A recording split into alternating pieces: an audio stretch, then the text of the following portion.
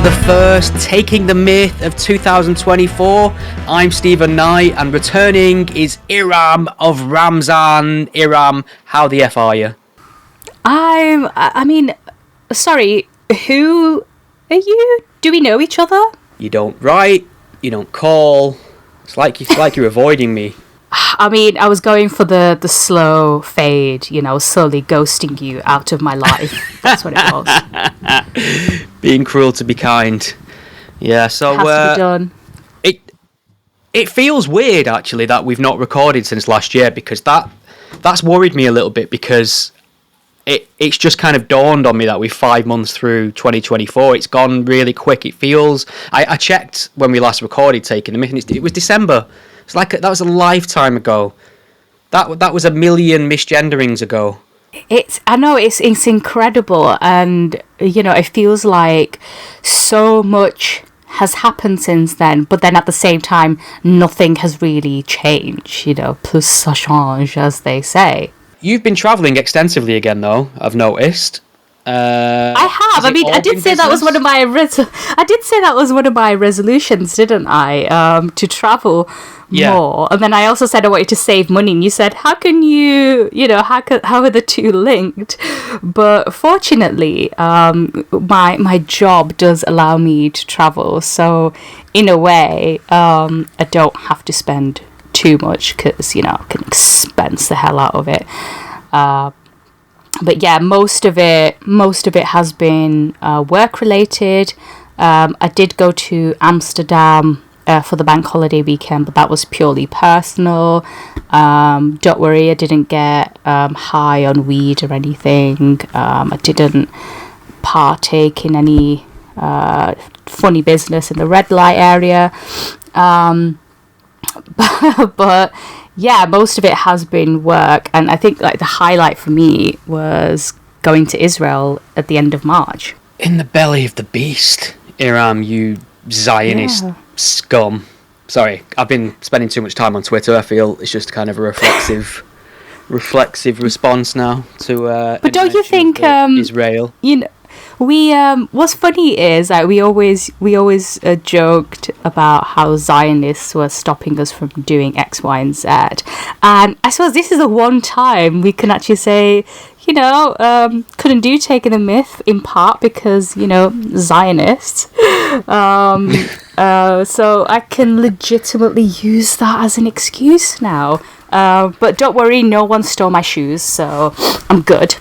Hey, just before we get into your lived experience of Israel, are you not finding it extremely frustrating that there is clearly a large number of people getting stuck into this conflict when they clearly only discovered it a whole 5 minutes ago? Yeah. To be honest with you, I think since October, there are so many people I know on my social media who don't talk about anything else. These are people who used to post pictures of their dinner, their holidays, their children, and now it's just non-stop. This is what Israel's doing in Gaza. This is what's happening in Gaza. This is what's happening to Palestinians. And, I do think, fine, the images that are coming out there are, they are harrowing, and you can't fail to be moved by what's happening right now, and it's fair enough that people want to express that maybe sadness or anger, but yeah, I just think a lot of people are being very tribal about it as well, and only posting things from their side, and it doesn't matter what the actual truth is. I think for some people, I think it's just become another way to virtue signal, like, look, I'm on the right side of history here. I'm going to talk about genocide and ethnic cleansing, in the hopes that one day when this is proven to be the case, then I can sit here and say, yes, I posted about this on my Instagram stories. Maybe I'm being a little bit unfair there, but I just think, I don't see what difference you posting to Instagram is going to make to the wider conflict. How is it going to resolve anything? It isn't. Yeah.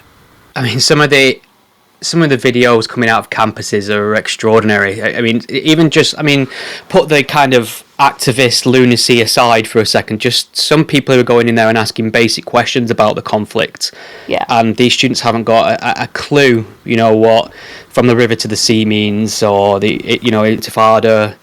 They have no concept of the kind of history and the meanings behind the things they're calling for, and it's just, like you say, virtue signalling definitely plays a massive part of it for sure. But rather than raging about the Israel-Palestine conflict for an hour, which I will do if you let me, I'd much rather hear about your experience in Israel. I mean, whereabouts did you go? What did you find? I did read your piece in the Daily Mail, by the way, which was excellent. Thank you so much. So, so I went at the end of March, and it coincided with Easter, Ramadan, and when I landed in Tel Aviv, the festival of Purim was taking place, and as one of my Jewish friends puts it, he said it's like the one time of the year where you're religiously sanctioned to get shit-faced. Like, that is what you have to do. And so I landed, and for a second I was like, why are there so many people wearing costumes? I mean, I've heard Tel Aviv is a bit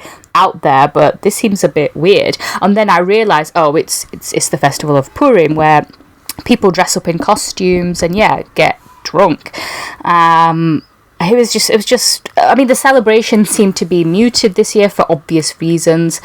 So I went to Jerusalem on my first day, and it was funny walking into this, holy city, and then, coming out of the train station, and there's, people wearing costumes. There was a middle-aged guy stood in front of me on the escalators, and, he had a salt and pepper beard, and he was wearing, like a crop top, and he had a cat's tail poking out of his trousers, and, he'd painted whiskers on his face and cat's ears on his head, and I just thought, okay, it's not even 10 a.m, but okay, getting the party started very early, and walking around in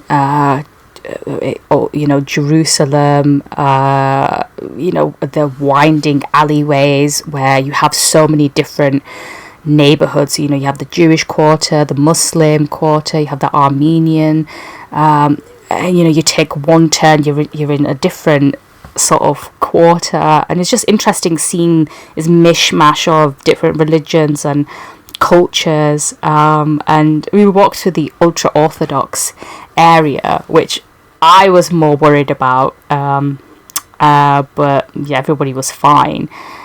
It's just weird seeing all these children walking around in superhero costumes. I guess it was interesting to see the lack of tourists there.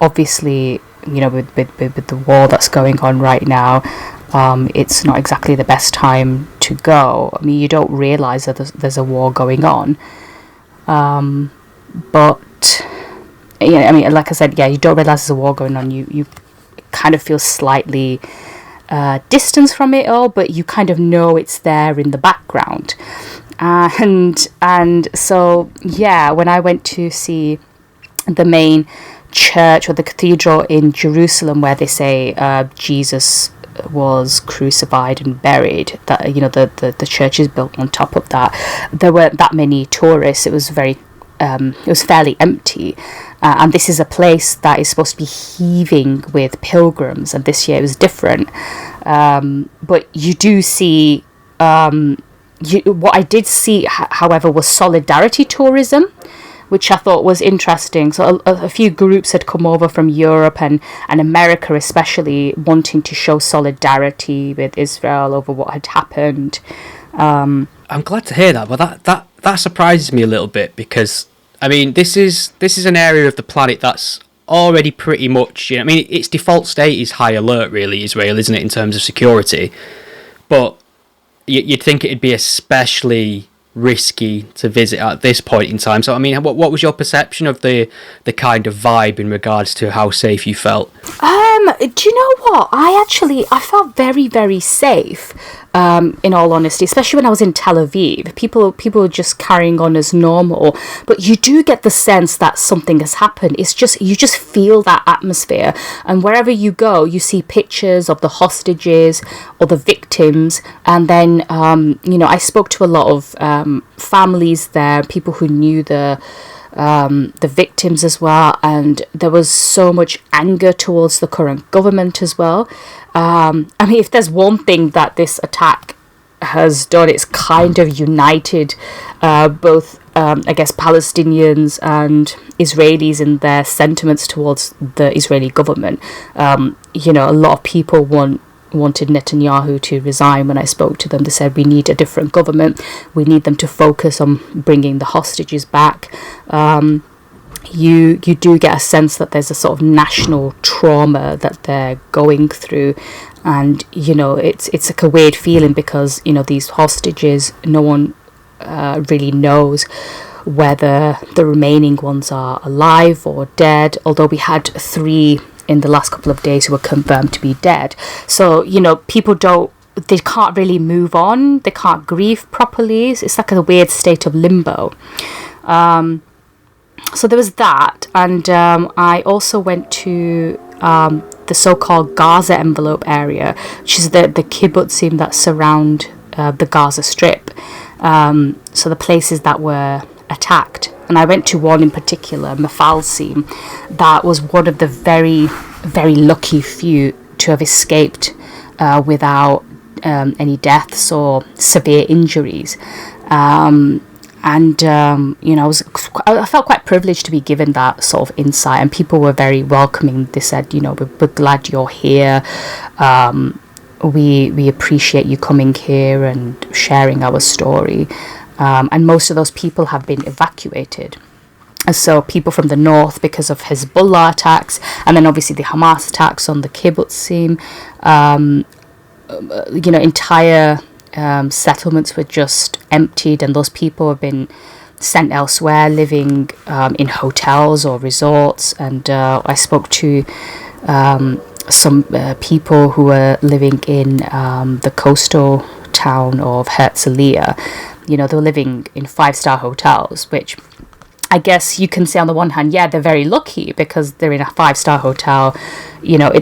People in Gaza don't have that luxury, and I totally understand that. But at the same time, a hotel is still a hotel. It's not a home. And these people, they do realise how privileged they are on the one hand to have a safe place to live in, but they can't really move on with their lives either, because they're too scared to go back home, but they know they can't stay in the hotels forever. So what do you do? But I think everyone I met there was actually really welcoming. They actually a lot of them thought I was Israeli, actually, which was hilarious. I thought, I've infiltrated. It was really funny. They either thought I was Israeli or Arab. It was only until I talked to them about started shouting Allahu Akbar. You got exactly, yeah.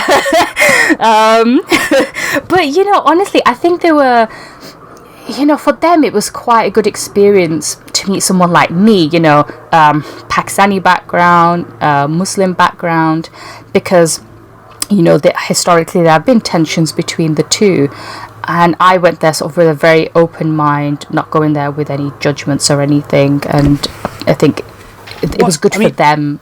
I was just going to say it must be, because to meet a Westerner, a Brit that comes over there and he's willing to listen and not be judgmental. That I don't know what their perception of the world is in terms of how they've responded to this, because they must just look online and see a lot of the wall-to-wall condemnation and headlines and social media, and they might feel very isolated in a sense. But was their perception of you? Was it kind of surprised that you were so open to listening and talking to them? Did they expect a bit of bias or an agenda from you when you arrived, because you are British?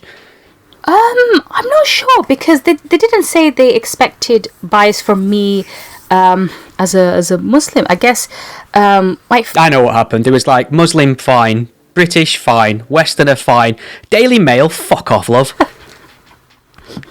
Actually, no, they really like the Daily Mail there. because Daily Mail's been actually quite sympathetic to Israel, so they had no issue with me being from the Daily Mail. And I did ask a friend there. I said, "Oh, did they not have an issue with me being Pakistani or Muslim?" And I said because my views aren't very sort of typical of my community. And he said, yeah, they kind of know that, but they don't care, because on the one hand, they realize, you know, a lot of people around the world hate them, don't like them, and they're kind of used to that. And on the one hand, they do think, you know, fuck all the haters, we're here in our own country and we're safe here. But on the other hand, I think there is a part of them that does crave that sort of acceptance, and me going there kind of gave that to them. Because when I actually went to a wedding as well, got invited to a Jewish wedding, and when my friend introduced me and said, "Oh, you know, she's Pakistani background, Muslim," they just nodded and they didn't really say anything. Whereas I just thought to myself, if that was the other way round, there were Jewish people or Israelis at a Muslim wedding, I can't imagine it would quite go down the same way. Yes, and that's a distinction that not enough people are willing to acknowledge, for sure. But I will, like, that you wrote this up for the Daily Mail. It's a great piece of you speaking to people who are kind of stuck in this limbo or waiting for family to come back and things like that. So I'll put a link to that in the show notes of this episode so people can read it. But I'm just trying to think of a decent segue now to get away from Israel and Palestine, because it's mostly been taking up the lion's share of my social media time. And this is why I've avoided social media, to be honest with you, because it's just, you can't get away from it. And I know it's important and I know it's happening, but at the same time I just think I just want to talk about, I just want to look at cat videos or, you know, stupid things. I think this is the closest I think this is the closest I've become to being radicalised by an event. I nearly used a swear word on Twitter the other day. That's how serious things have got here. I'm going to get a knock on the door from Prevent eventually, just because of how extreme I've gone in one direction, from not swearing on Twitter to nearly swearing on Twitter. It's a red flag for someone like me, for sure. But yeah, I mean, it's not healthy, is it? Like being 24/7 connected to the world, have it in your pocket. I mean, do you manage to, I mean, I feel like I probably do social media too much at times, but I feel like once I put it in my pocket, I've forgotten about it, and I can do, you know, I have a life, I have interest and friends and places to be, things to do. I find it doesn't kind of impose. Well, I have a friend, Iram, okay? I have a friend. I don't count, Stephen, okay? Shit, okay, fine then. I like to spend time on my own. But I find that, like, social media doesn't intrude on that part of my life. I'm just wondering, you're not really prolific with your tweet. You use it quite well, really. Don't use it for work and the occasional thing. Is it easy to maintain that balance for you when something you care about is going on, especially? For me, it's been slightly eye-opening to see people's reactions as well, because like you said, I don't go on it too often, you know, because of just how polarizing it is. And I think this is what social media has done. It doesn't allow for healthy debates. It just polarizes everyone. And I think that's why this conflict in particular happening right now has been so different. You know, if this had happened maybe 10, 15 years ago, it would have been the same. Whereas right now, because we are living in an era of social media and people having access to everything online, they can see everything in real time now.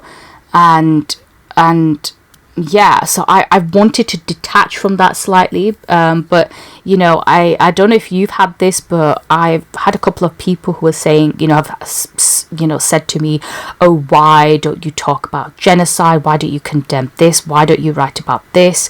And I just think, well, I'm not going to do it because you want me to, and also you don't like the Daily Mail, you don't read the paper, so why should I write something for my paper if you're not going to read it anywhere and you don't like it?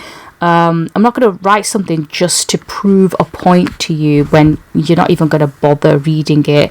And, you know, as a staff writer, I kind of just get given assignments, really, and I go where I'm sent. It doesn't necessarily mean that I don't have opinion on what's going on or that I'm not saddened by what's going on, but I don't see how me adding to, this already crowded space is going to help. I think most people just need to take a breather and have more healthy debates rather than just, virtue signaling or being very self-indulgent. I think that's what it is. A lot of it is self-indulgent, rather than actually trying to foster understanding between people.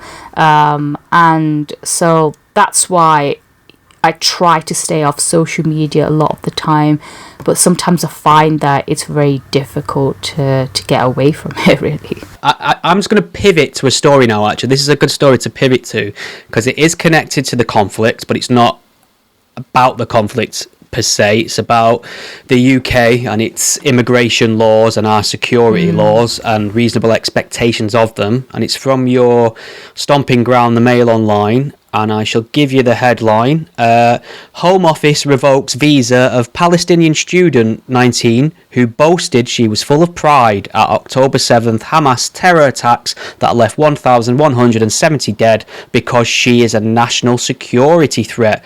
Now, I'm sure you would have seen this. The 19-year-old Palestinian student, Dana Abu Qamar. I don't know what I've done with that. Dana word. Abu Qamar. Oh, nice. Well done.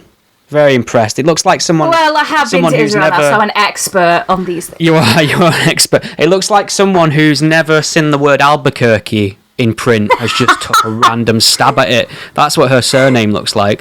But yeah, I mean, the funny thing is, she was on the news. Now, the way she speaks, she's clearly educated. She seems. I would imagine she's from some sort of privilege. I just get that impression from her. But she like.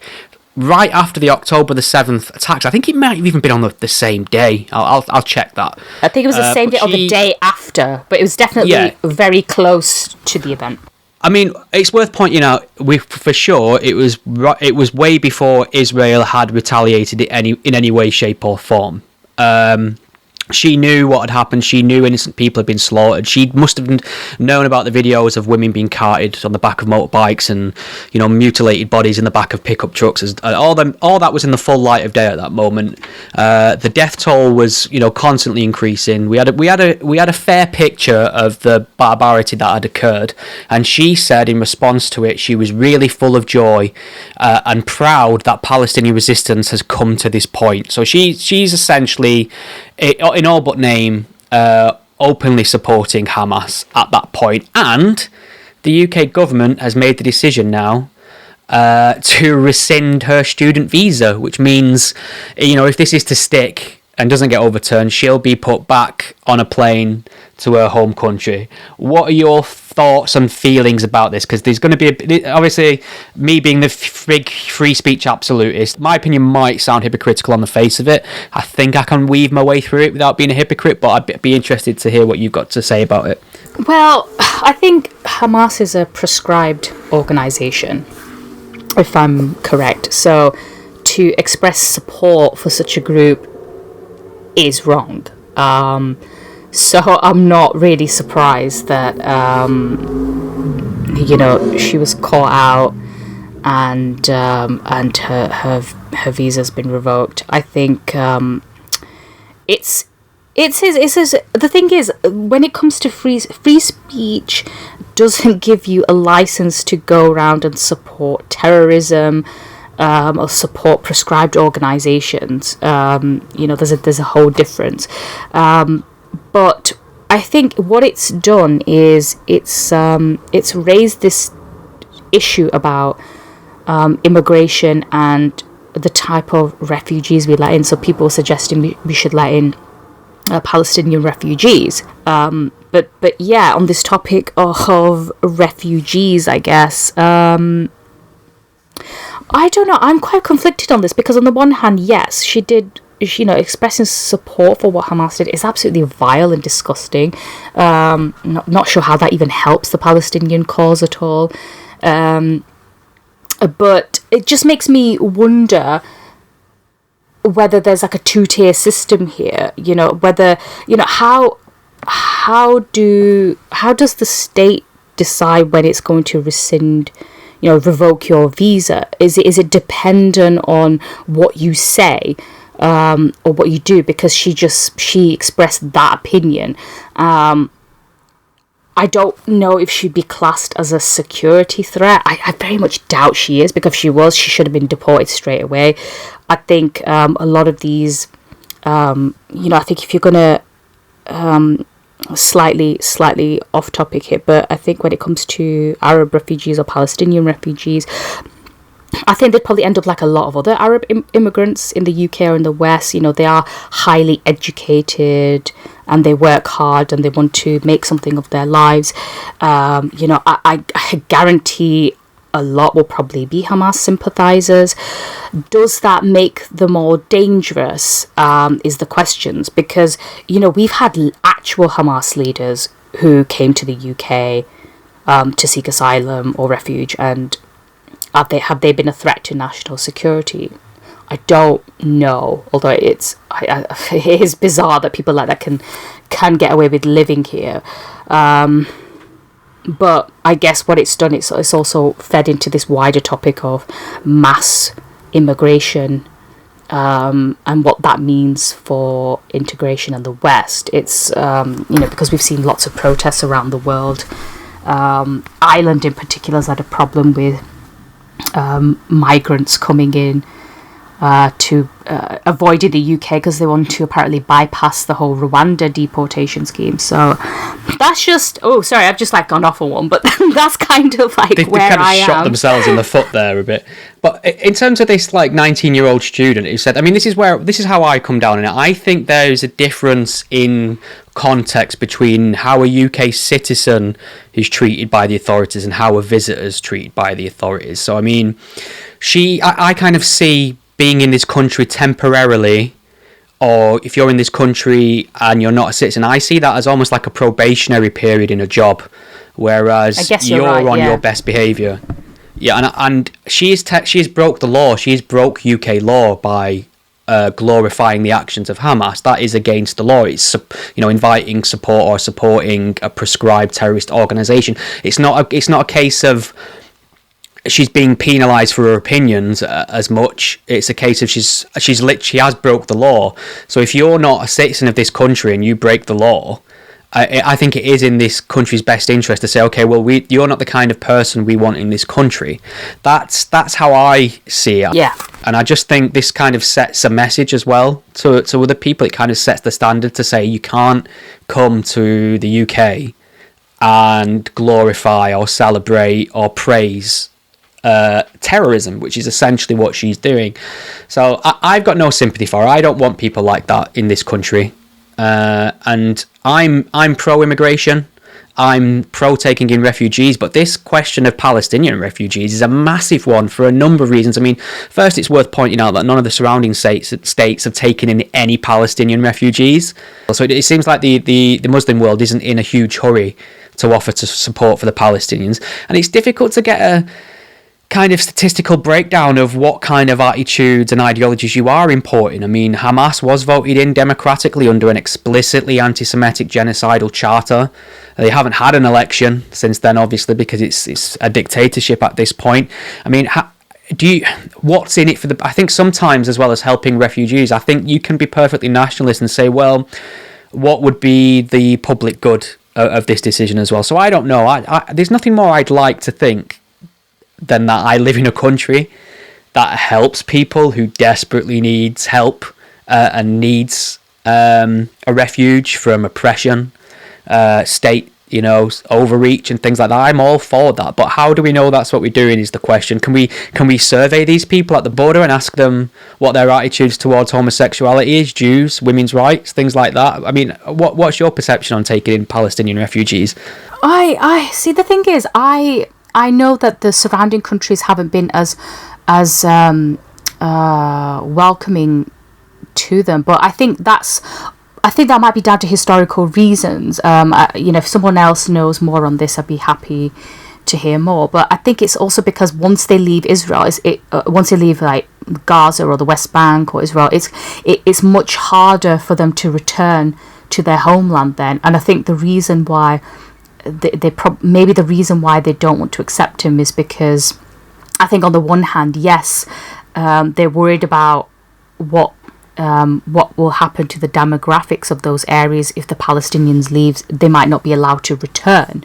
And, the right to return for Palestinians has always been a very important subject and an really important issue. But I think, yes, there is some concern that, some of these people might be, say, Hamas terrorists who are trying to infiltrate. So you just don't know. And yeah, it would be better if the surrounding countries did do more, because they have a lot more in common with their neighbours, linguistically, culturally, and from a religious point of view, as opposed to this country. But I just think, can you really quiz somebody at the border saying, oh, you can only get asylum and refuge if you tick all these boxes? I think if you're a person in need, you're a person in need regardless of your views, because we don't. And also, did we also do this with, I think, Ukrainian refugees? Like, were they? I think there was some reports last year that suggested that Russian spies were trying to infiltrate by posing as refugees, Ukrainian refugees, and I would hazard that they would pose a bigger risk to our national security if they're Russian, as opposed to Palestinian. But I think the difference there, and most people probably wouldn't like to admit this, but I think our attitude to Ukrainian refugees was probably based on the fact that they're white European and they're Christian largely, and they have more in common with this country. And I guess mostly as well because it's on our doorstep, so it does affect us more. So I do agree, maybe the conflict there is, it impacts us more than, say, Israel and Gaza. And maybe Ukrainian refugees also want to go back home eventually, as opposed to maybe the Palestinians that might end up staying here. It's a tricky one. I know it's a difficult one for the authorities, but I just think, like, how can you quiz people on the border and ask at the border? They're going to lie, aren't they? I mean, it's like whenever I have to go to America and you fill in the ESTA or whatever, and you ask her, like, do you intend to carry out acts of terrorism? Questions. Oh, yeah, I do, actually. Can you imagine if... can you imagine if you was, like, planning a terrorist attack on America, you got all your stuff together, this amazing plan, and you get presented with this form and you think, oh, shit, how am I going to overcome this hurdle now at the last minute? Yeah. This piece of paper, this form I have to fill in as scup. I would have got away with it if it wasn't for this pesky form. Yeah, so I know, and I suppose it's the question of, like, it's an unknown, isn't it? It's a gamble, and I suppose you've got to look at, is the responsibility of helping people a bigger responsibility than assuming a risk? It's a minefield, because what's the limit? Where, I mean, there's endless people who need help. Do we have a responsibility to help every one of them? Is there a number on it? Right. I don't have the answer to these questions. I feel like we're going to lurch very, very far to a kind of isolationist nationalist as time goes by, though. I think we are seeing that. I think the European elections will be very interesting next month, because, like I mentioned to you, Ireland. There have been so many protests in Ireland because a lot of migrants have turned up and camping in tents in, like Dublin City, and being sent to live in areas without people being consulted about them.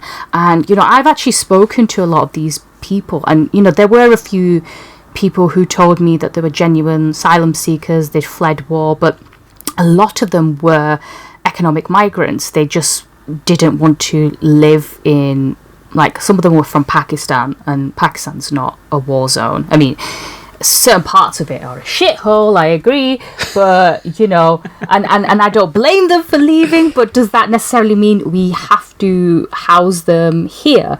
A lot of the people I spoke to as well were from Afghanistan, and obviously Afghanistan under the Taliban, it's brutal. Yeah. So I do have the utmost sympathy for these people, and I think this issue is not going to go away anytime soon, because we are going to see more mass migration, more people leaving. And the problem is, where are they going to go? What's going to be done to them? Will they just have to stay in their countries?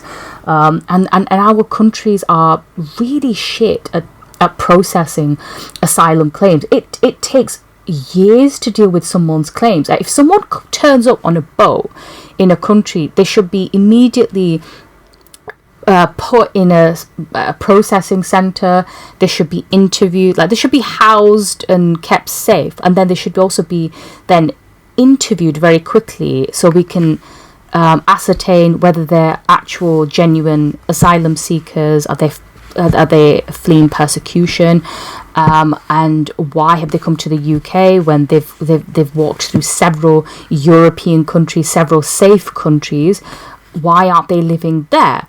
But unfortunately, our systems are so slow at dealing with all of this, and unfortunately, I don't see the problem improving. I think it's just going to get worse. And what you're seeing now is people who, you know, I'm not even talking about racists here, we're just talking about ordinary people who, you know, are normally very, very sympathetic and kind and understanding, but even people like that are reaching the end of their tether and thinking, we just can't go on like this. You know, we have problems housing our own people. We have so many homeless people on our streets. Children can't get school places. Our health system is just ridiculous at the moment. And then you've got more and more people entering the country each year. What do you do with them? So it's yeah, like I said, it's not a problem that's gonna go away anytime soon. No. Right, shall we pivot very quickly away from immigration, Palestine and Israel? I think we spoke about the gender issue ad nauseum on this show for years and years, and I think we're both on the same page in it. But I think we have both agreed on occasion that it feels like the adults are slowly getting back in the room. There seems to be a lot more concrete decisions being made to kind of roll back some of the excesses of trans rights activism and gender ideology and things like that. Certainly in the UK, Turf Island. But this is from BBC News. Single-sex toilet law proposed for new buildings. New restaurants, public toilets, shopping centres and offices in England will be required to have separate male and female toilets under proposed legislation, the government has said. So this is our current government, the Tories, proposing legislation to make it law to have single-sex spaces, restaurants, public shopping centres, offices, things like that. That, to me, should be the most uncontroversial thing in the world, should it not? You'd think so, but what I've learned in the last couple of years is that common sense is very short in supply, I think. Yeah. I think you know, the silent majority has always kind of seen it in one way, and then you have activists and political leaders kind of just seeing it from a different point of view, or what they've done is capitulated to like an extremist mob, but people whose views don't really reflect a majority. I hate gender neutral toilets. I despise them. There's this bar in Manchester everywhere now in Manchester, some of the bigger bars, especially like on Oxford Road where most of the student bars are, where I tend to spend a bit of time if I'm going to see bands, because that's where the bands play.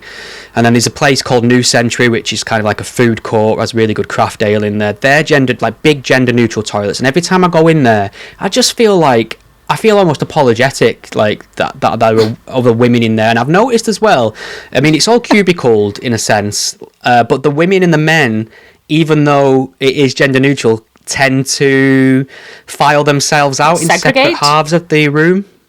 Yeah, this kind of that's the word I was looking for. And it's funny how they kind of file into sex anyway. And I'm just thinking, who is this for? Like, it's just, you can tell it's so uncomfortable for everyone involved in the public space. And it takes me by surprise sometimes, because I'll walk in a loo and I won't realise it's gender neutral. I'll just notice the male symbol on it. And I walk in, there'll be a girl in there, and I'll think, oh shit, I've walked in the wrong place for a second. And it's just, I don't like it. I don't like it at all. And that's an adult male saying this. So how uncomfortable must be many women feel constantly having some kind of bloke in there taking a shit when they're trying to enjoy their night out or adjust their makeup and things like that. It just, I don't know how you feel about this. Does it bother you? Would you rather just have a single sex space for women?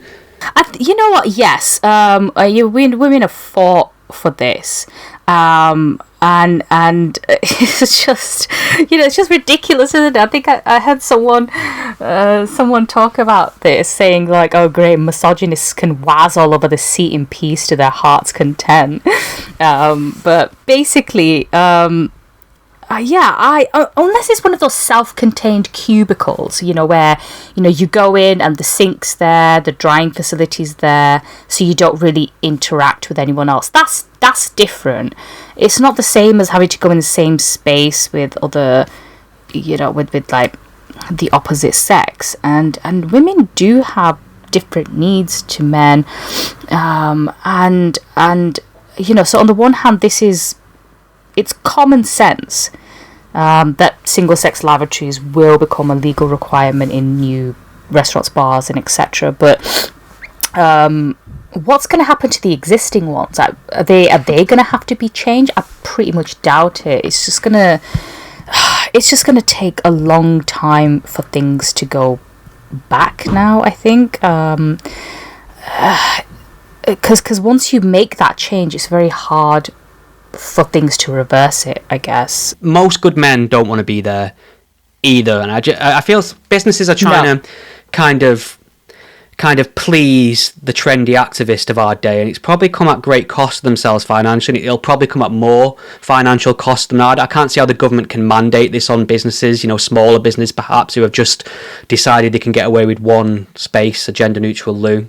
It's silly how it's got to this point, and now we're having to play the game of, drag it back to where we were, which was a far more sensible place. Yeah, I agree. So this government, is trying to limit the harm caused by this gender ideology. But the reason why it was allowed to happen is because, the government, this conservative government actually did absolutely nothing in the 14 years it's been in power. They're the ones that gave funding to organisations such as Mermaids and Stonewall, that refuse to acknowledge biological facts or to ensure they're taught in schools. Okay, fine, these proposals are welcome, but, it's kind of a bit like bolting the stable door shut, really, isn't it? They do this with every single issue, whether it's gender wars, whether it's about blasphemy, free speech.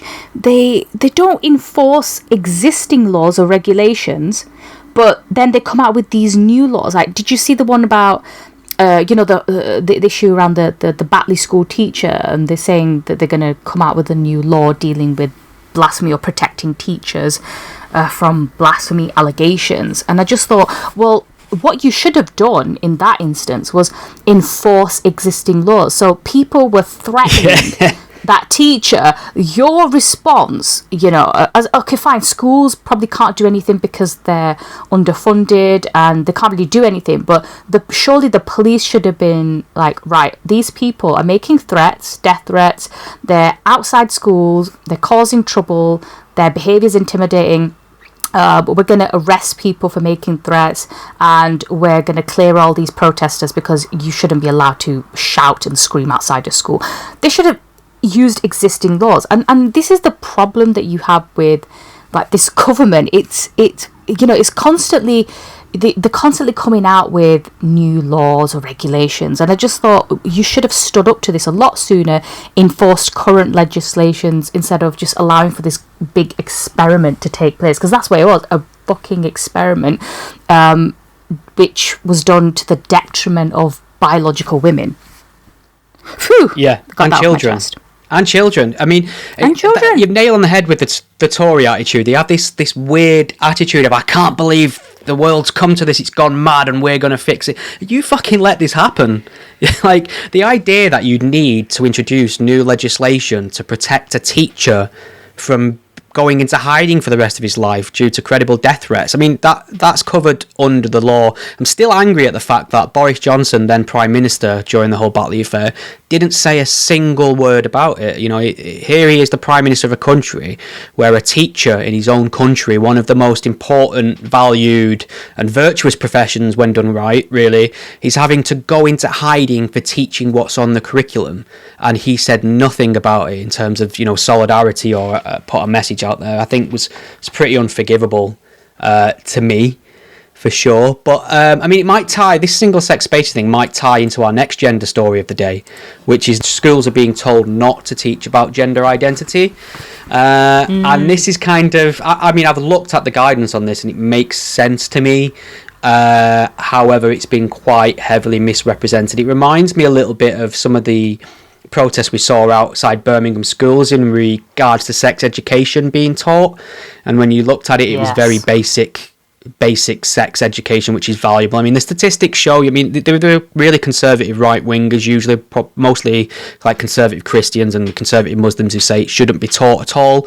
What you tend to find is like childhood, adolescence, pregnancy is really high in areas where sex education isn't taught. So it's a case of underage sex is going to happen, unfortunately. It's a fact of life. And you can either pretend it doesn't happen and let it happen, or you can instill younger people with a bit of common sense and knowledge to avoid them pitfalls, for sure. So I'll just read the headline here, well, the tagline. So, schools in England should not teach about gender identity according to new draft guidance from the government. I think this is fair because, for me, the ideology around gender identity falls very firmly under a faith-based belief. This is religious indoctrination to me. I think it's perfectly legitimate at an appropriate age to teach the basics in regards to sex education and same-sex relationships as a thing that exists. But I kind of think planting the seeds in very young, malleable minds that it's perfectly possible you might not be the sex you were born, or your gender may differ from your sex, or you can be born in the wrong body, or you can change your sex, or that sex is on a spectrum, that there's something akin to a gendered soul. I think this is just akin to teaching any fundamentalist religion, and it should have no place in schools. And I think it's fair to push back on this from a place of sort of secular liberalism. What do you think? Has it gone too far? Is this erasing the existence of trans identities in schools? Well, I mean, for God's sake, I mean, like, I genuinely think that, you know, I'm with you on this, like, you know, it's about time. Maybe it's just a bit too late. You know, I just think the pernicious fad of gender identities damaged so many children. And, you know, we've probably only seen the tip of the iceberg. But, you know, the thing is with children, their views are always, they're still developing, their bodies are changing. They don't really know what they think or believe half the time. And instead of indulging those beliefs and saying, oh, right, so you're a girl, but you feel like a boy, let's give you puberty blockers.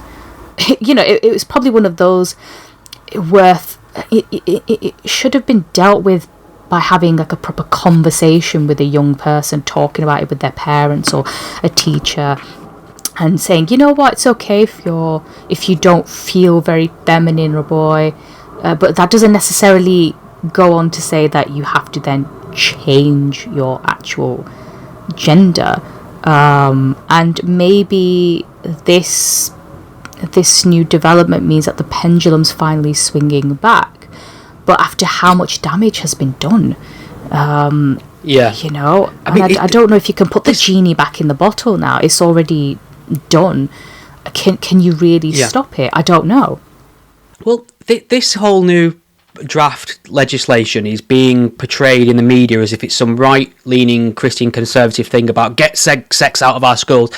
To the contrary, they've added things to it which are far more useful that were not previously there, that I think potentially young girls could really benefit from learning about at school. And this relates to secondary school, but they've added things about sexual harassment, what that's like, how to spot it, pornography, making videos and sharing intimate sexual photographs and things like that. Like there were so many young couples and girls that probably really would have wished they'd have had information on that at some point in school, because these teenagers live in a different world than you and I did when we were at school. There is so many more pitfalls and risks to worry about because of kind of social media and things you do and share living on till the end of time that we didn't have to worry about. So it's nice that they've actually updated it to kind of include these things. So like I say, this is actually an incredibly progressive piece of legislation. The only thing they're doing is saying don't be teaching gender ideology like it's fact, because it's a hugely contested sphere of debate, and that's what we've seen. I mean, did you see the findings of the CAS review that came out a little while ago? I did, yeah. I think was it last month at so basically the CAS reviews an independent report into gender identity services for children, and it's a landmark document.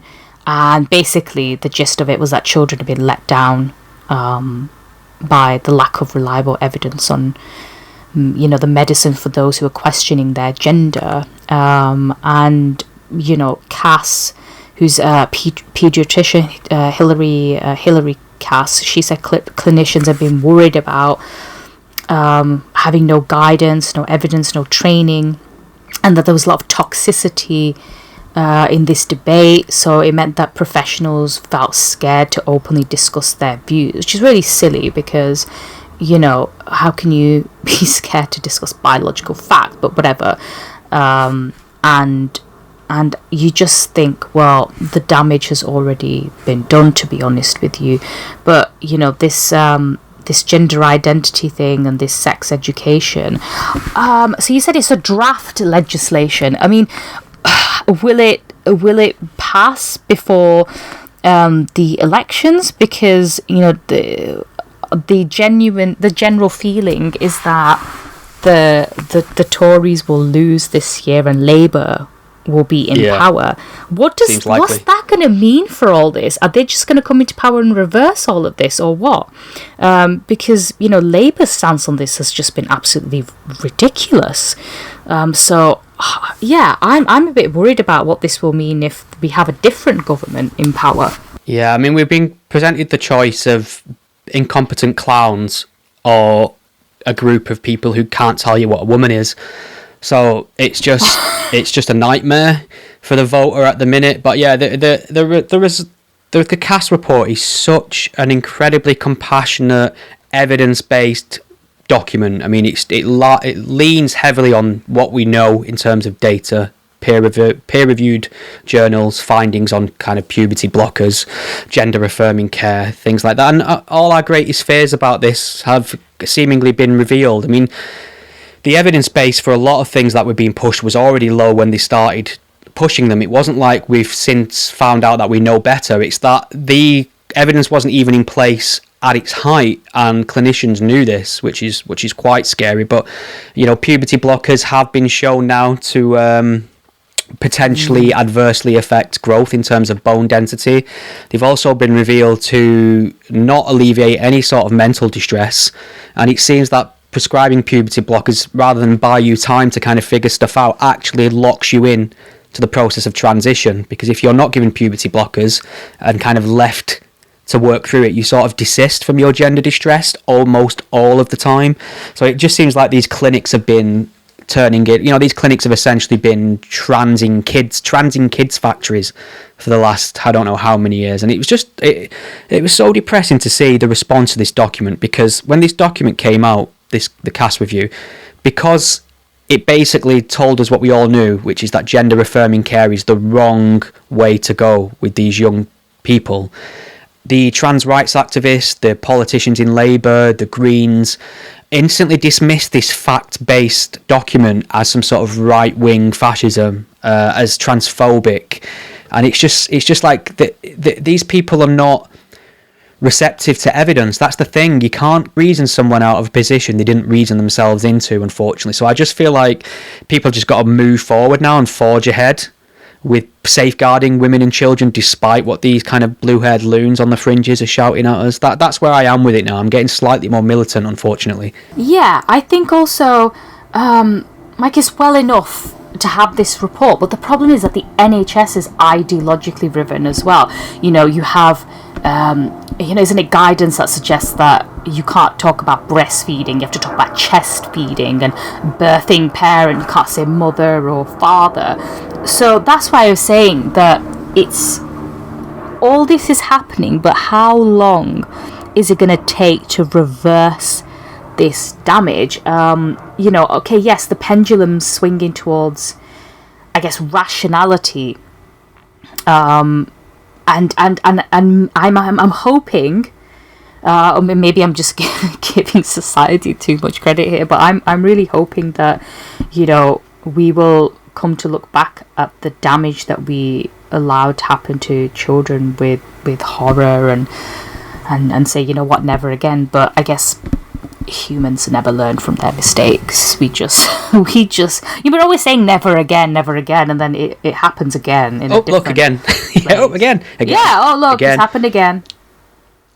Just the hubris of humans at this point to think they're in some mystical period of history where they have all the answers and couldn't possibly lurch into a dark period akin to sort of Nazism or Mussolini or, the Stasi or anything like that. It's like, we can do that again, and it seems highly likely that we will, because that's just human nature.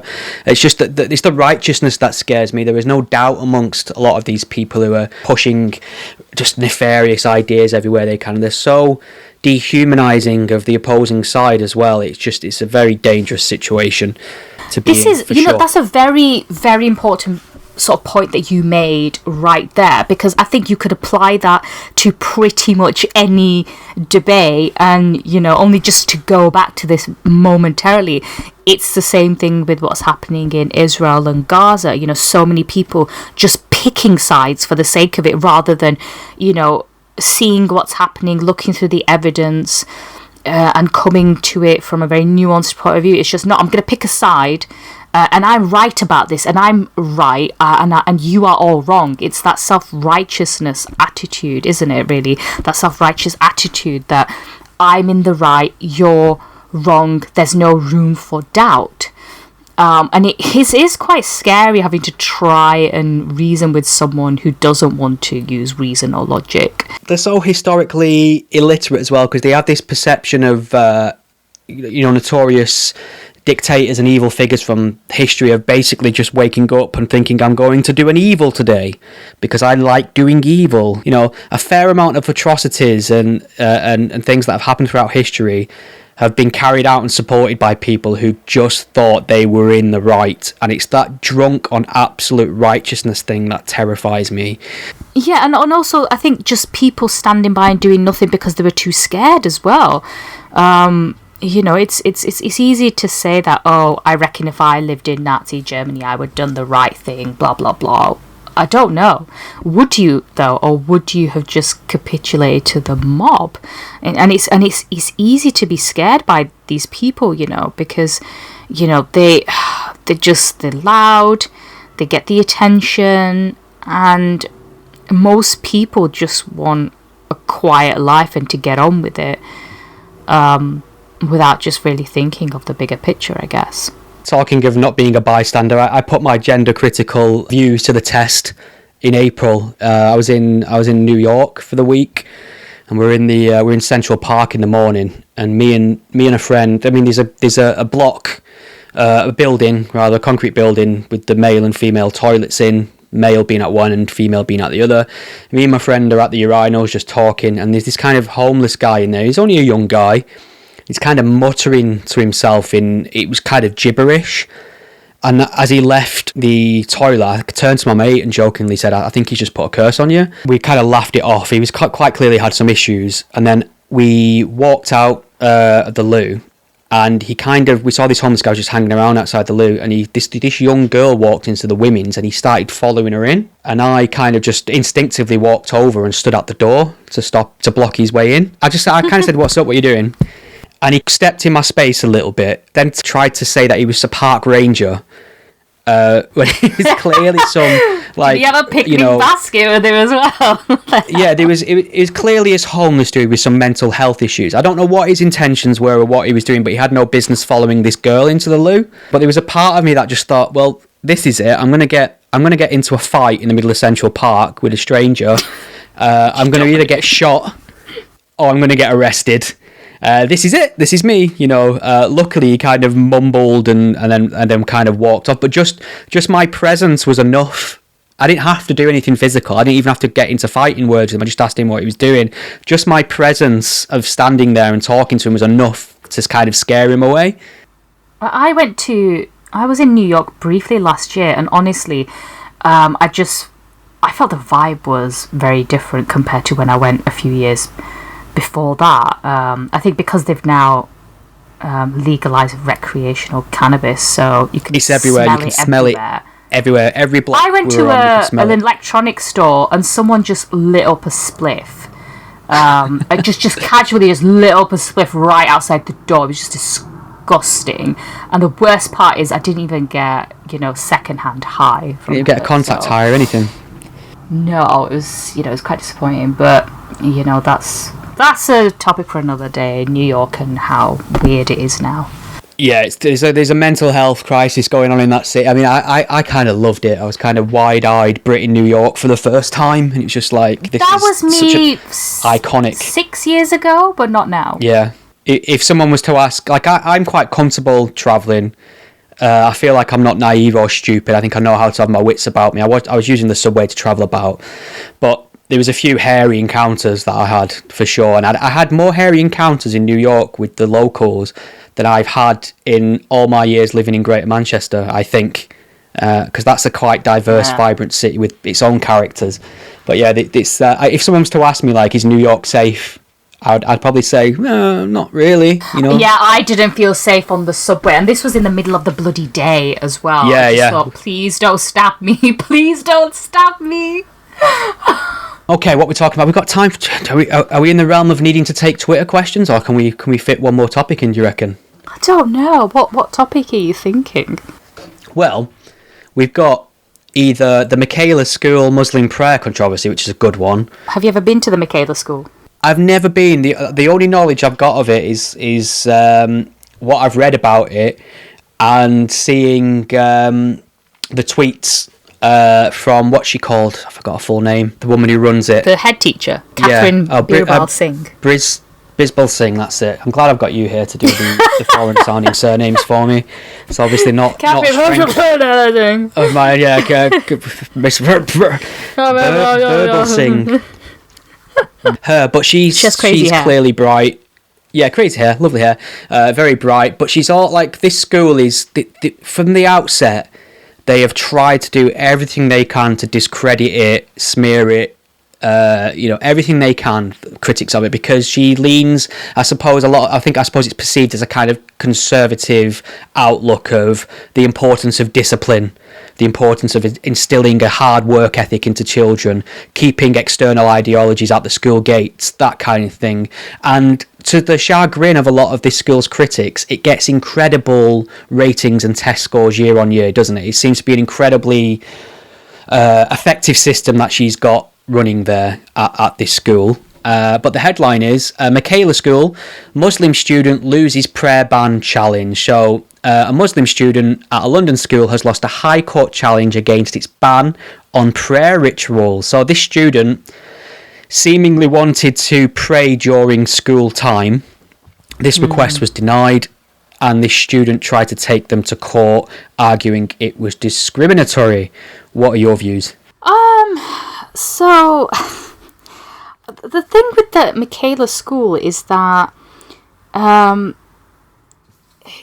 it was known from the beginning that what kind of school it is. She has a very strict ethos in that school. She's known to be quite sort of known for her discipline. So, children can't talk between the corridor, like in the corridors between classes, and prayer is, they don't have a prayer room for children, and when you send your child to the school, this from the outset. And I think it has a sort of, I suppose you could say it has a secular outlook, because the school meals are all vegetarian as well. That way, everyone can eat the food, and you don't have to worry about halal, kosher, Hindus don't have to worry about things being vegan, vegetarian, whatever.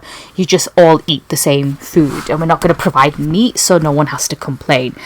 And I personally think that, I think it would be a bit, I'm not a great fan of hers, just because I think going to her school sounds like a bit of a nightmare. You're not allowed to do X, Y, and Z. She's a bit strict. So, yeah. But in terms of the prayer ban, I don't think the problem is with the prayer ban per se, but what happens is that we've seen this happening, with the whole Trojan horse thing, where hardline Muslims in Birmingham try to impose a strict Islamic ethos in the schools where there were Muslim governors. Is that what happens is practicing Muslims, I suppose any other religion really, but in this case let's say practicing Muslims pressure the non-practicing ones, and then these children end up segregating themselves from the non-religious children. And that's why the problem for me is that if you give concessions to religious groups, they won't just be happy with one thing. They'll want more and more. And where does it stop? And I think it's really unfair for. I think how this was brought about was one of the pupils. I don't know how old she was, but she prayed in the middle of a playground, didn't she? And Birbal Singh said that what was happening was some of the more religious children were pressuring other children, and that's the problem you have there. And that's why you don't allow for these things to happen in the first place. And her concession, I guess, was to, if you want to go pray, you can use the mosque, I think down the street or somewhere in your own spare time, maybe during lunch break or something. So yeah. I mean, it's worth pointing out, like Ofsted, the place that, the body that regulates school and their performance, rated this school as outstanding, which should tell you a lot. I kind of feel like you in terms of how strict it is. Like, it seems like something nice to know about, but not necessarily nice to attend. But I suppose it's that difference, isn't it, between kind of demanding religious concessions or privileges and reasonable accommodation? Because I'm not entirely against accommodation in certain places, the workplace, if it's reasonable. So, I mean, if somebody wants to wear a hijab to work and it in no way interferes with the job, I don't necessarily like it because it's an overt display of religious symbolism, but if the workplace is willing to accommodate it, that can be their decision. And there were girls who wore hijab to the school, so there you go. I guess you could say it's not like French secularism where it's completely banned. Yeah. So they were allowed to wear it. And if somebody in the workplace is kind of asking permission of their manager to go to an empty meeting room on their own time to pray, and the manager said, yeah, fine. If it's not interfering with anything, why not? You don't want the workplace to be a place where it's purely draconian and you feel like you're constantly under the boot.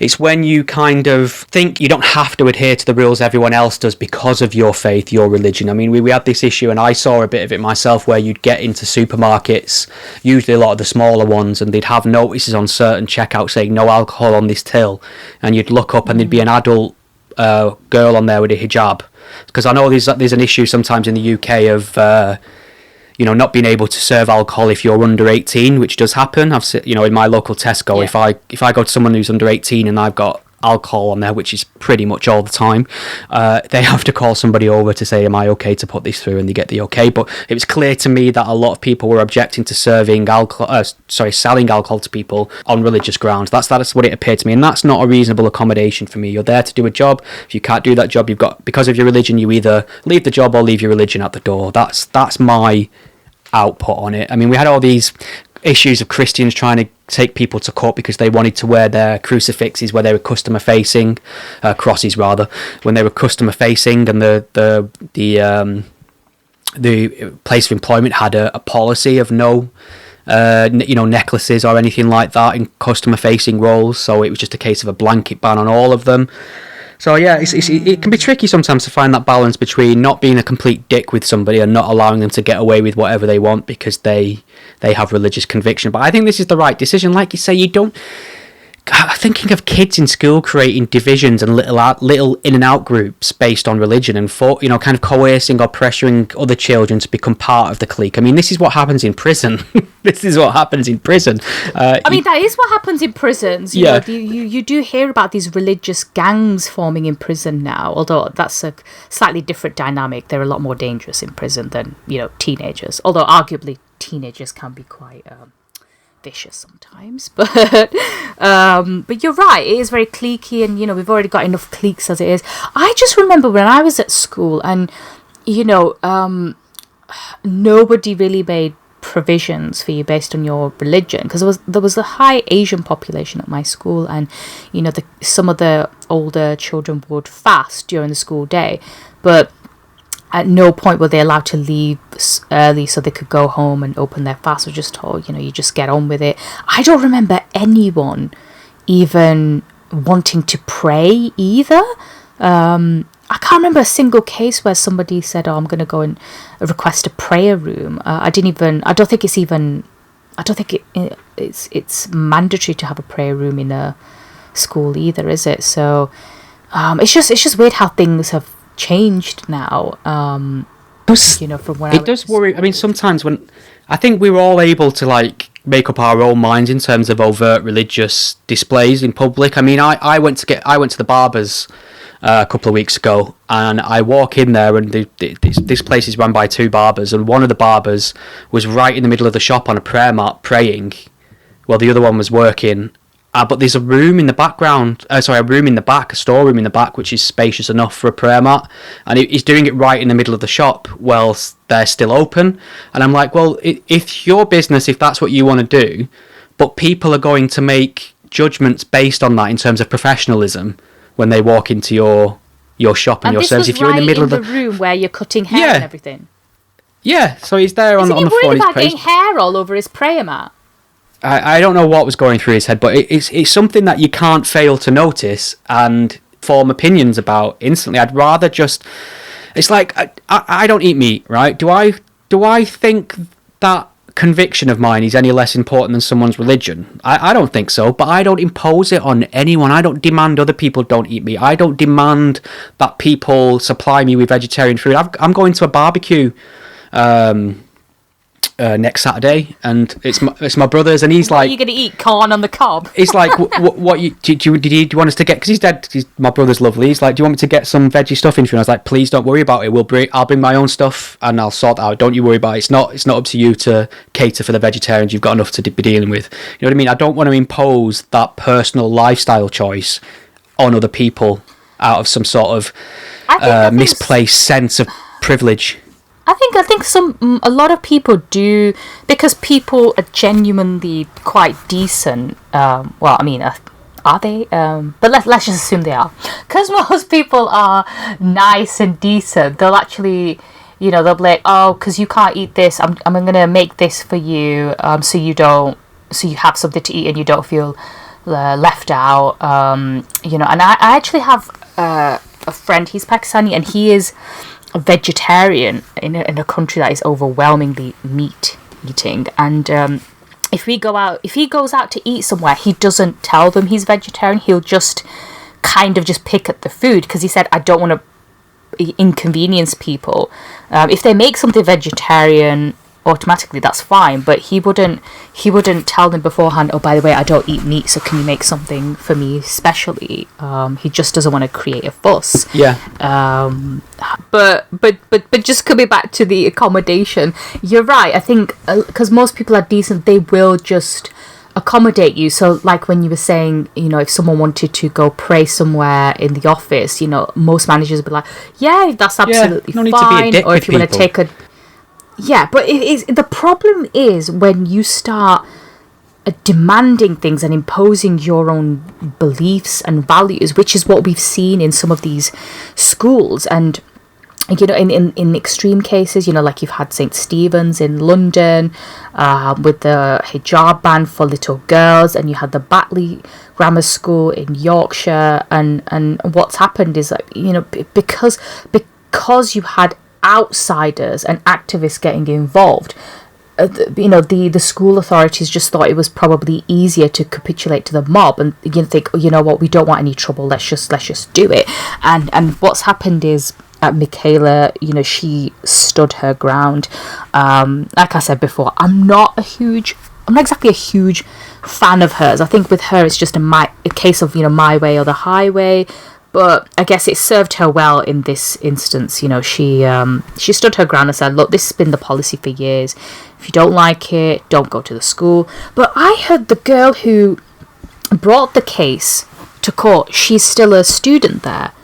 Yeah, that can't be easy for her. I mean, how can you go back to a school where you've raised a case against her? Wouldn't that be so awkward? I feel sorry for her because it's quite clear, unless she's some uber genius, she's been used as a pawn by other people, adults, organisations, trying to make this a Muslim civil rights issue and using her as a totem for that, because she's not organised this all herself, has she? She's been supported and helped and propped forward, and it's all blew up in the face because, as we've said, the judgment supported the right of the school rather than came down on the side that this student had faced discrimination. Like you say, she's got to return to school now and just crack on as if nothing happened. That can't be fun for anyone. No, not at all. And I think the other issue is that there's just no consistency across the board when it comes to these matters. So one school might be okay with having religious symbols and headscarves and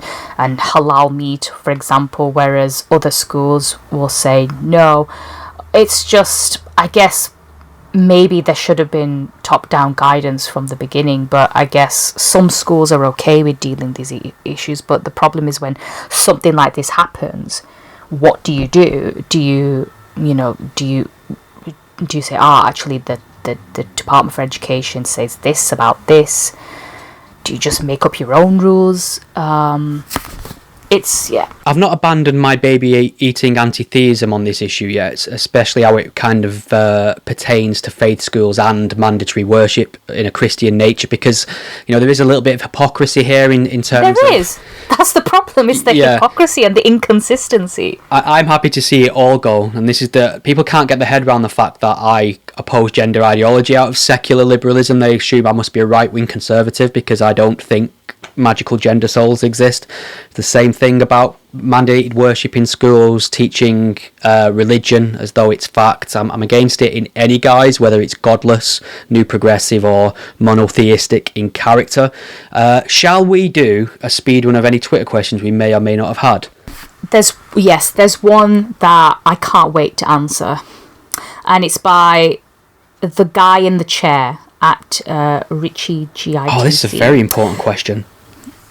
Chocolate digestives, which are better, dark or milk chocolate? Milk chocolate, obviously. Yeah, dark chocolate's vegan, but I agree, milk chocolate's nicer. I mean, dark chocolate is one of those. Dark chocolate is. It's a mood. It's harder to. Yeah, it's harder to binge on dark chocolate because it's a lot richer, and it's probably better for you in that sense, because then you'll eat less of them. But with milk chocolates, it's just so easy to go through half a pack, and oh god, I'm really craving biscuits. I'm a white chocolate guy though. I'm weird. White chocolate isn't even chocolate. It's an abomination. But not the white chocolate mice, because that's an imposter chocolate. I don't even know what that is. That's not white chocolate. It's something as opposed to every other white chocolate you've eaten. There's a difference there. Trust me. Here. Like, don't make me get the Milky Bar Kid on the phone. Difference.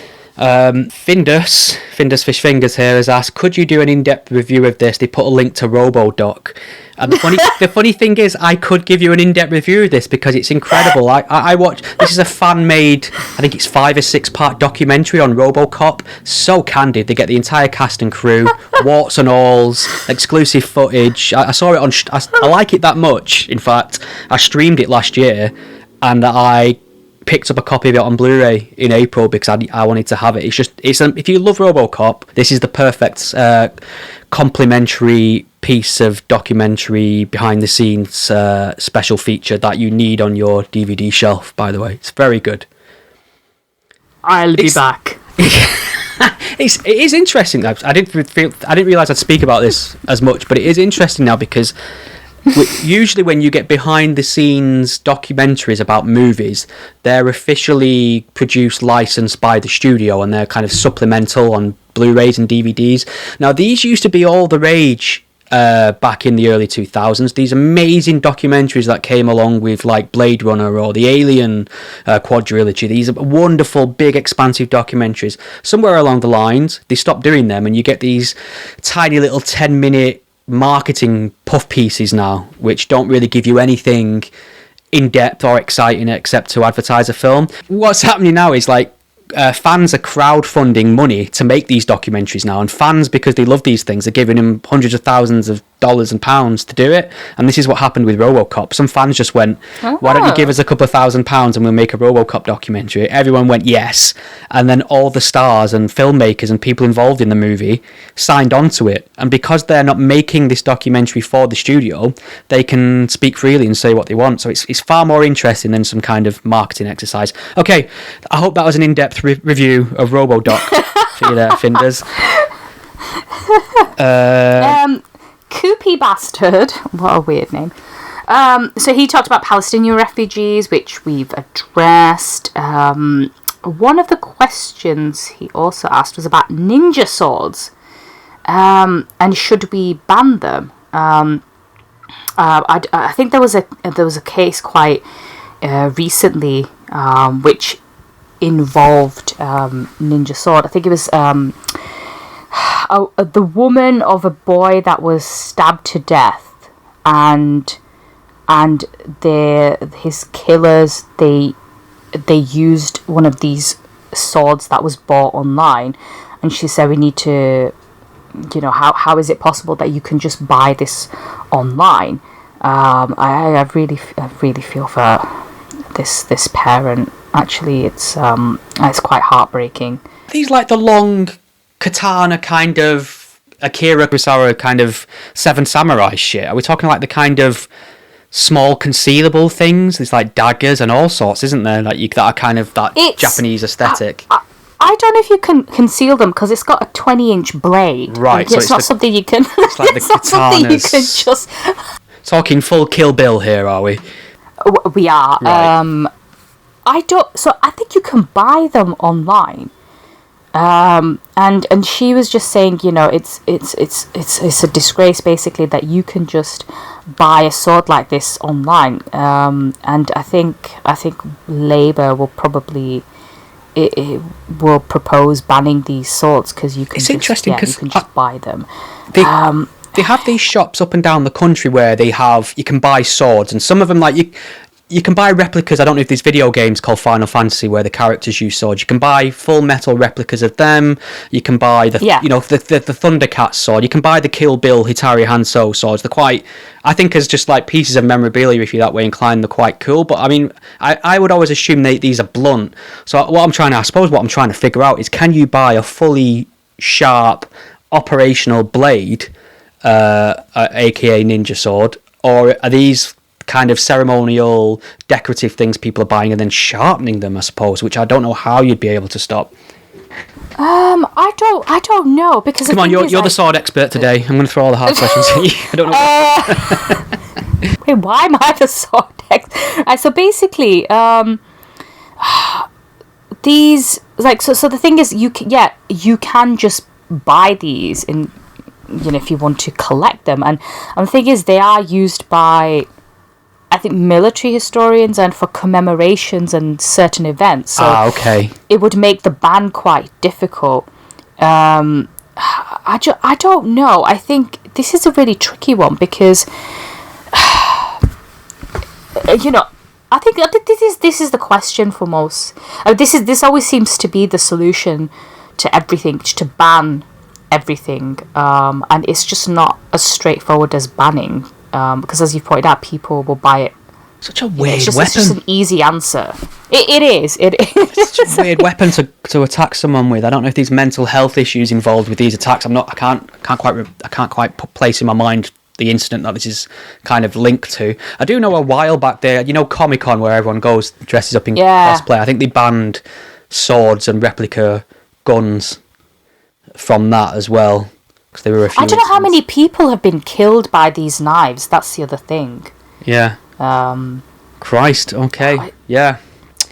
I don't know where to go with that. What do you think? Would you ban them? Well, I would have thought they'd already be technically banned, because knives over a certain length in this country are illegal. Didn't they kind of try and ban fucking kitchen knives at one point because London was getting a bit too stab happy? So I don't still stab happy. I'd find it very hard to believe that, say, a butterfly knife or a flick knife or a Bowie knife's illegal, yet a fuck off samurai sword isn't.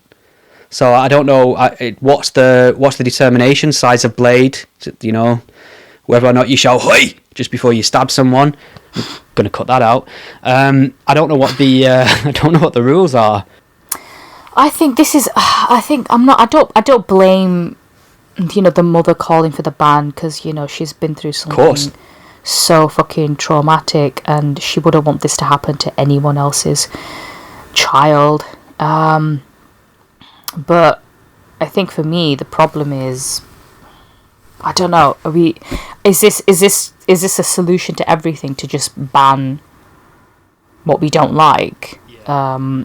Is there a way that you can make it difficult to buy something like that online? But then I guess you can circumvent online rules, can't you? If you have age verification checks, you can, if someone really is determined to, they will. And if somebody wants to, if someone wants to stab you, they'll find something to stab you with, whether it's a bloody ninja sword or a normal kitchen knife. It's nice to finish with your point of you will be stabbed. You will be stabbed. Just so you know, if there is a way you can be stabbed, you will be stabbed. I think one of the things that led to a ban on swords at Comic-Con actually was someone got stabbed with a pen. So I think there might be something in that too. Span pens. Yeah, I think the 9/11 hijackers managed to take down the airplane with kind of box cutters. On the plane as well. So I mean, like you say, if people want to harm people, they'll find some way of weaponizing some object that's usually used for something else, for sure. But I mean, if you're going to ban blades and knives in general, which this country does, I don't understand how a fully functional sharp samurai sword doesn't fit under that umbrella myself. I don't know if there's some kind of samurai exception, samurai privilege. Maybe. I don't think I have samurai privilege, so. All right. Is there anything else you want to touch on before we get back? We get back to what's left of the British summer, which, to my mind, has probably got about 10 minutes left in it for the year, because that's how it happens, isn't it? We get like a good day or two, and then. I think what. One thing that I would like to say I'm not quite grateful for is. We always criticise this country and how shit it can be and how fucking awful the weather is, which is just fact. But when I was in Israel, I just couldn't get over how many bomb shelters there were. Yeah. And like in the south, in the Gaza envelope area, I noticed some of them had been coloured, with cartoons and flowers and things, and I just thought, how can you sanitize something like that? It's trying to normalize something that I guess you think shouldn't be normal, but it is. And then you come back to this country and you're so grateful that you don't have to hear the sound of sirens going off or being told that, rockets have been launched, etc. It just really makes you think, I guess. When people talk about this country as if it's descended into some far-right fascist dictatorship because we've left Europe and the Tories are in charge, they're just revealing how incredibly comfortable and privileged they are to think they are living that dystopian nightmare because a few elections didn't go their way in comparison to other places. I feel very lucky to be free, and in the UK it's not to say it's perfect, like we have our issues with legislations and laws and the decisions the government make, but by and large it could be a lot worse, just a stone throw away really, couldn't it? We could. At least we can still munch in our chocolate digestives freely. I don't know how much a packet is now. You know, everything's so expensive now. It's probably a tenner a packet compared to, you know, £2 a few years ago. I think you can get a payment plan out on digestives now. You can kind of spread the cost over a couple of months.